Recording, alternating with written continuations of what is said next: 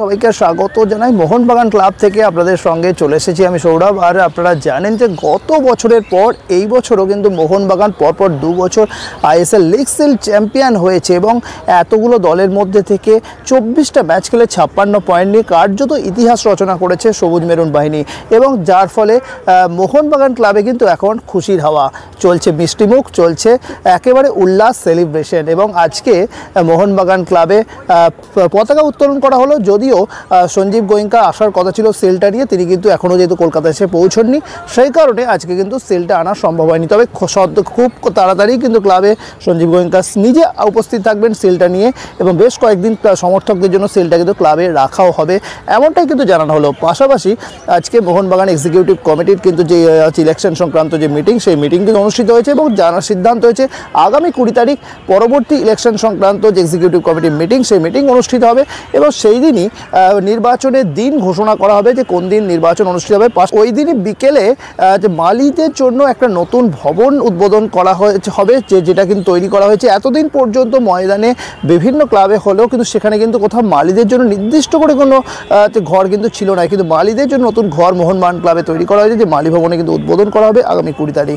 সব মিলে আজকে মোহনবাগান ক্লাবে কিন্তু এক্সিকিউটিভ কমিটির যে সমস্ত সদস্যরা সকলে উপস্থিত ছিলেন, সৃঞ্জয় বসু থেকে শুরু করে দেবাশী দত্ত থেকে শুরু করে বিভিন্ন সদস্যরা উপস্থিত ছিলেন এবং মিষ্টিমুখ করা হলো, সমর্থকদের মধ্যে মিষ্টি বিতরণ করা হলো। সব মিলে একটা জমজমাট পরিবেশ তৈরি হলো, তা কিন্তু বলা যেতেই পারে। সব মিলে আজকে কি আছে মিটিংয়ে কোন কোন বিষয় উঠে এলো আসুন আমরা শুনে নেব। বেশ কিছু আইন বিশেষজ্ঞের, আমি নাম করছি না, মতামত নেওয়া হয়েছে বা অন্য জায়গা থেকেও কোনো মাননীয় সদস্য কোনো মতামত তারা দিয়েছেন। আমাদের যেটা করণীয় ছিল যে ক্লাব আমাদের মেয়াদের মধ্যে, নির্দিষ্ট সময়সীমার মধ্যে ইলেকশন প্রসেসটা শুরু করে ইলেকশন সংক্রান্ত যা যা হবে তার চার্জটা হ্যান্ড ওভার করে দেওয়া।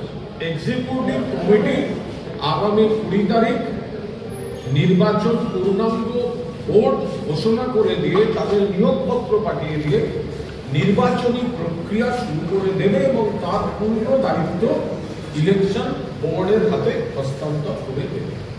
এটা হচ্ছে আরেকটা আপনাদেরকে ঘোষণা আছে, সেটা হচ্ছে যে আপনারা হয়তো দেখতে পারেন এখন গিয়ে গত 30 বছরে যা হয়নি এই কমিটি সেই কাজে হাত দিয়েছিল, সেটা হচ্ছে মালিকের ঘর।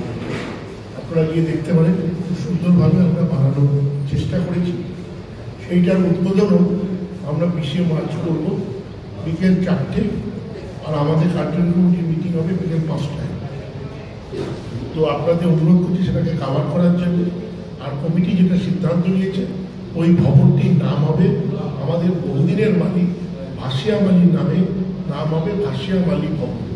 এই নামে ওই ভবনটার নামকরণ হবে এবং মালিরা ওই ভবন থাকবে। এটা আজকের একটি বিশেষ সিদ্ধান্ত। আমরা যেরকম 1911 মুক্তি করেছি, আমরা যেরকম লিগ বসিয়েছি, আমি মনে করি যাদের জন্য ক্লাব, কেন ঘাস যদি ওরা না গজায় তাহলে কিন্তু কোনো খেলাই সেখানে সম্ভব নয়। সেই মালিদের ক্ষেত্রে এত বছরে কেউ সেইভাবে দেখাশোনা করেনি, তাদের জন্য এই খবরটা আমরা তৈরি করার সিদ্ধান্ত নিয়েছি। আপনারা দেখতে পারেন কোনো জিনিস নয়, পিছনেই তৈরি হচ্ছে। আপনার প্রাক্তন প্লেয়াররা থাকবে, ক্রিকেটারও থাকবে, ফুটবলারও থাকবেন, প্রাক্তন, যারা সবাই মিলে।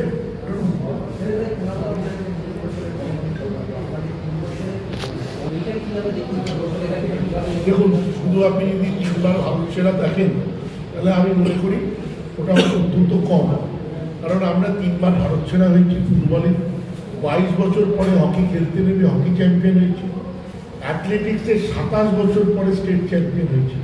আমরা যে যে খেলা করি, ক্রিকেটে প্রেসিডেন্ট ট্রফি চ্যাম্পিয়ন হয়েছি। যে যে খেলা আমরা খেলি, ক্রিকেট, ফুটবল, হকি, এবং আমাদের এই কমিটি অত্যন্ত সিরিয়াস ছিল প্রত্যেকটা খেলা নিয়ে।